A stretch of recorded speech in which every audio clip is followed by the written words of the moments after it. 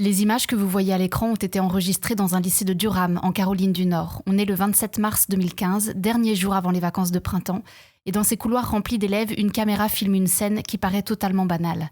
On y voit une adolescente de 17 ans. Elle s'appelle Tyra Hall. Elle marche tranquillement, elle discute, elle sourit même parfois, comme n'importe quelle lycéenne à la veille des vacances.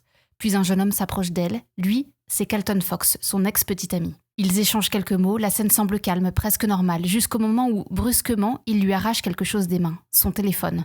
Un geste rapide, presque anodin, mais qui va tout faire basculer. Un peu plus tard, les caméras du lycée les enregistrent en train de quitter l'établissement ensemble, comme si de rien n'était. Et pourtant, c'est à cet instant précis que Tyra est en train de suivre celui qui va la tuer. À 3 kilomètres de là, une autre caméra capte une scène troublante. À 12h41, une silhouette masculine apparaît, seule. Elle marche en direction d'une maison abandonnée. 1 minute plus tard, Tyra apparaît à son tour. Elle suit exactement le même chemin. Comme si elle voulait récupérer son téléphone. Comme si elle pensait que tout allait simplement s'arranger. Puis plus rien. Plus aucune image. Jusqu'à 12h58, où la caméra capte de nouveau Kelton Fox, qui repart seul. Entre ces deux moments, seulement 16 minutes se sont écoulées. 16 minutes pendant lesquelles Tyra Hall est assassinée, poignardée à de multiples reprises dans cette maison abandonnée.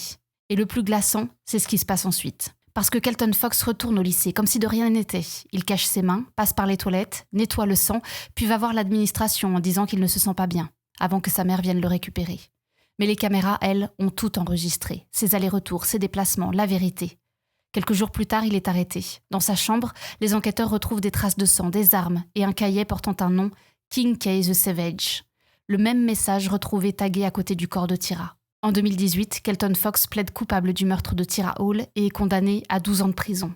Et quand on regarde ces images aujourd'hui, on réalise que tout était déjà là, dans ces couloirs, dans ce geste, dans ces quelques minutes captées par les caméras, les dernières images de Tyra Hall en vie.